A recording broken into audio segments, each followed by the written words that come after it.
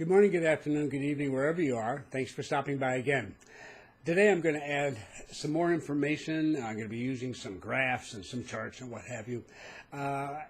Really with a dual purpose here. The first purpose is to share information with you that shows some of the differences among Latin American nations and in comparison to the rest of the world, to give you a sense of where Panama fits into this whole business of the global economy. And secondly, because it's useful information. You don't need all the detail. How a statistic is determined, exactly how it's defined and so forth, is not really all that important.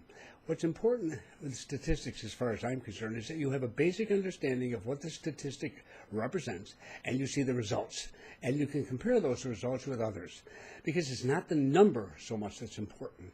It is its comparison to others who are being judged in the same manner. So, with that in mind, let's go on and take a look at something. And the first thing I want to deal with here is the concept of investment, because this is really critical. If you're looking for a stable country, a country where a year or 5 years, 10 years from now is going to be a stable country, you do want a country that places an emphasis on investment, because investment really means spending money now in order to make money in the future. That's when you pay tuition for a college education. That's an investment in someone's future. When you build a new business and start a new business, then that's an investment in the future. You're putting up the money now, but you expect to be earning much more in return for that in the future, and that's going to have great benefits. Consumption is the other side of the coin, so to speak. That's what you spend right now. And that may mean going out to have an expensive dinner tonight, but that's not really an investment. You're just consuming much nicer food. At least I hope so, if you're spending all that money. If you take a very nice vacation, an expensive one, that's consumption. It's not really an investment in the future. It's not going to earn you money back. So both investment and consumption are important. And among nations, this is particularly critical if you want to grow. Now, I'm going to start by taking a look at investment for the nation as a whole. In other words, the total of business investment, government investment, household investment, individual investment, all of it. How much of it, the total expenditures in the course of a year, are toward activities that are considered investments, as opposed to those that would be considered consumption. And the basic rule of thumb is that if the more that goes into investment, the better off the country is going to be in the future. Sometimes the differences between nations can be very small. Sometimes they're a little bit larger, but there's a reason for that particular year there was a difference and so forth. But overall, you get a pretty good idea of which countries are actually investing in the future and which are spending most of their money in consumption. So let's begin by looking at the world as a whole with our first graph here. Now this shows total investment rates, and that is the percentage of gross domestic product. Okay, well that's the total wealth, actually in this case the total expenditures in the course of a year. What percentage is going into investment?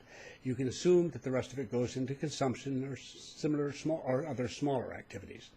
That blue line at the top is 45%. I put that in myself. That's just to have in the back of your mind for the next chart.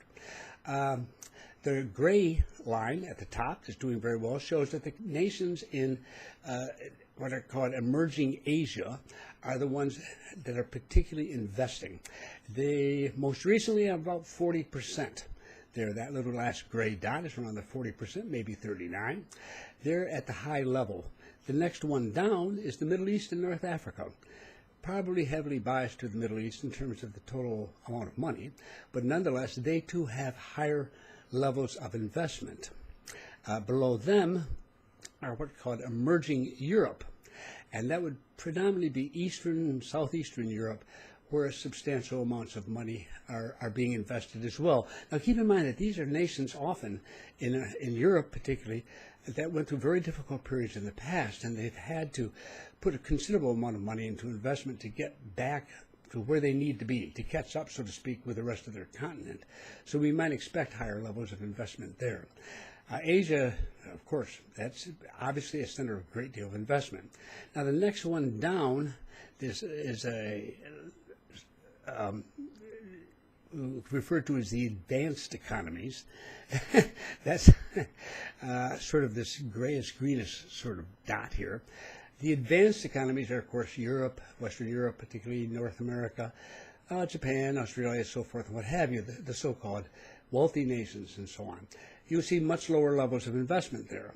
Now, one reason for a lower level of investment is that for these nations, much of the investments they needed to make in, say, roads and airports and railroads and whatever has been made. So they don't need to make a lot of this investment. It's being done for the first time in a lot of these other nations. However, as I come from one of those nations, the United States, we are learning the hard way that there is money required for maintenance of that infrastructure. So even though the investment level doesn't need to be quite as high as it might be in another area of the world where they're just getting rolling, the simple fact of the matter is that that is not a very impressive amount of investment money, given that they have so much that needs to be maintained. And I know in the United States, a lot of it isn't being maintained very well, and it's a major issue across the political spectrum. So that's not particularly exciting. Then you have the two bottom groups. The red dot, Latin America and the Caribbean. The yellow dot is sub-Saharan Africa. Now, it's a neck-and-neck race there for bottom of the pile. Now, in sub-Saharan Africa, we expect lower levels of investment. They just don't have that much money to begin with. Some do, like Nigeria, and they can be judged on that basis, South Africa, but others have relatively little money to invest. They had a lot of political difficulties and continue to. It's not a surprise to find them down at the bottom. But it's a bit of a surprise, though, to most people when they're first introduced to these numbers, is how poorly Latin America and the Caribbean do in regards to investment. So that's not a particularly encouraging thing to be said about Latin America. However, each of these regions is made up of separate nations, and that's what we want to look at. Next, we want to take a closer look at Latin America and the Caribbean. So let's do that. Here we go. Now, this shows the investment as the same numbers you were seeing before, only broken down by country in Latin America and the Caribbean. At the top, highlighted in blue, and it's always going to be highlighted in blue, is Panama. That blue line on the far right, that's the 45% line that I showed you in the first one. That was the one that Asia, or emerging Asia, had made it up to about 40% last year. As you can see, Panama almost made it to 45%. This is of the government, the business, and personal and household expenditures. Nearly 45% of it went into what considered to be investments. Right below it is a very small nation, smaller than we are, Suriname, a former Dutch colony in South America. They've done pretty darn well too, but the two of us sit pretty much alone there. It gets smaller after that, and the percentage going into investment declines fairly rapidly. Now, there's an awful lot of countries there, and rather than going through all of them, let's take a look at certain ones.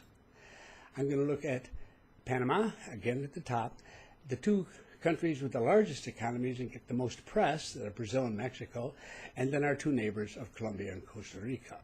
Now, the blue arrow here shows Colombia, and they're substantially less than we are. They're about half of where we are right at the moment in terms of investment.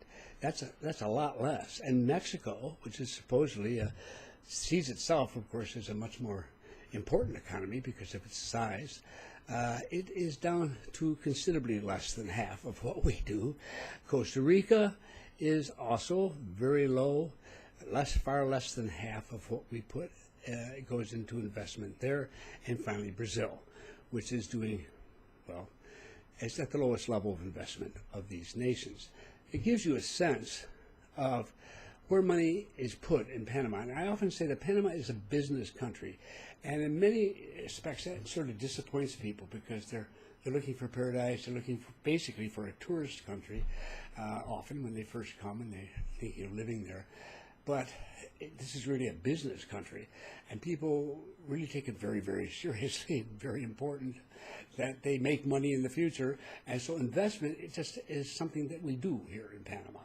And it shows up. These are the results, staring us right in the face, whether it's public or whether it's private. The money tends to go into investment, and that is one reason why we're doing so much better than most of these other nations over the last 2 decades, is because we've made that sort of commitment. And I've been watching it since I first arrived in 2004, and it just goes on continuously. The expansion of the canal is just one of many, many, many different activities that are investment activities, and that's over and done with back in 2016. This is showing 2017, so that doesn't impact here. This is more recent statistics. So the expansion of the canal is not the explanation for that high level. That's just what we are. We invest. Enough on that one. Let's move on to another one. There's been a break for about 24 hours since you just saw me. Basically what it boiled down to is I was putting the video together and I got to this point. So I thought, no, I've got too much in here. I'm going to reduce it. We're going to focus in on one more set of statistics and be done with it. Give some wrap-up comments, because I can deal with other issues at a later date if need be. Right now, I'm just trying to give you a general picture. Okay, here is the next one, or the final chart I want to show you. All this information, by the way, is taken from the Inter-American Development Bank's annual report, which is just recently out, so it has 2017 statistics in it. Very helpful to me. Okay, let's take a look at this. This one talks about public investment. That's the investment of governments. And there are 2 items that are measured here. We won't go into the detail here as to how they get measured. Just accept the fact that they are measured. And one of those is the efficiency with which the money is spent. And the second is the multiplier effect. That is, if you do spend money, it will do whatever you've paid to have done, but it will also have an impact on others who receive that money. They in turn spend it on something else and so forth. So you expect to have actual impact a bit more than the amount that you've directly invested. How much more is an important issue. In public expenditures, government expenditures, often the multiplier effect is not given as much stress as it is in the private sector, because there are different goals involved. Whatever the case may be, though, there are 2 things that you can be fairly comfortable in assuming. One is that the more efficient money is spent, the better, and the other is the greater the multiplier effect, the better. And this shows each against the other. At the bottom, you see the public investment efficiency that runs up to almost 1.0, which is exceptionally good. Then on the left-hand side, you have the multiplier effect. Now, just to summarize this very quickly, you want to be in the upper right-hand corner. You don't want to be in the lower left-hand corner. It's that simple. And there up in the upper right-hand corner is Chile and Panama. There's quite a distance separating us from the next ones down. Actually, that one thing you see, an R² figure there, that's just a statistic. That is not a reference to a nation. You can just ignore that. So you have to get down there to around Guatemala, Nicaragua, Honduras. These areas, they get much less of a multiplier effect, but above all, they're less efficient. But further down, just because a country is big, like Brazil, you can see BRA, that is, doesn't mean that they're efficiently spending their money just because they happen to have a lot more of it than some other countries do, and so forth. You'll notice there is one little green spot down there with initials down at the far end, left end of the line. I believe that's Mexico, and they just forgot to put in the label.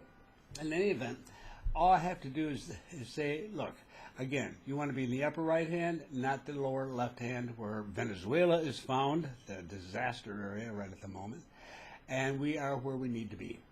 All right, that is the end of graphs and charts for today. What I'm trying to get across is not just burying you in statistics and not suggesting that this is the whole story or the only thing that should be of concern to you. Not at all. But it is to underline again the fact that there are differences among these nations. It is good to know them, and it's good to have a general sense of something other than some general thing called Latin America and begin to focus on individual countries, because eventually you're going to live in one of them, if you do indeed move on down, and you'll be experiencing it as an individual country, not as Latin America, whether it's Panama or Chile or the Dominican Republic or Nicaragua or wherever that may be. And I wanted to share some of that with you.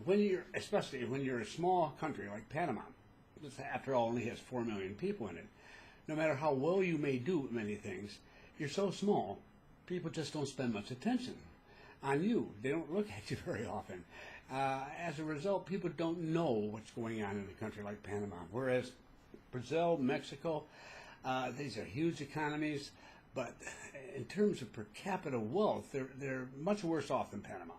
But there's so many people and there's so much money in these very large countries that they're guaranteed to get attention on pretty much a daily basis. And their stock markets are big enough so that people can go down and trade in their stock markets. Ours is much too small for that. It just wouldn't make any sense. So the result is that you don't get to hear much about the smaller countries. And it can lead to the impression that the big countries are where all the action is, and the smaller countries are just sort of lagging behind and doing what they can to struggle along. And this is not the case at all. In this instance, I think Panama and Chile, which is not a particularly large nation, although it's substantially larger than we are, nonetheless, Brazil and Mexico, those are the big ones, Colombia, Argentina, these are the ones with big populations and so forth that get a lot of attention. I'm sorry, they just are not doing anywhere near as well, nor have they been for some years now, basically the 21st century, as Panama has. So I wanted to get that through and that point across and to give you some examples of that through statistics that are simply are put together by an objective source without any particular partisan feelings on the topic. These are just the collected statistics from all surveys over the course of last year. So that's it. I hope that helps a little bit more. We're going to focus in on a number of other issues, perhaps a little less statistical, a little bit more directed and specific to Panama and your experience here in days to come. But from time to time, I'm going to be including this kind of information so that you get a little bit of an education. You can handle it. It's not that hard to understand it all, and you deserve to get it. And instead of just constant commercial blah, blah, blah, that is the case in so many websites. Very good. Thanks again for stopping by. I look forward to seeing you again. I hope you find some of this useful.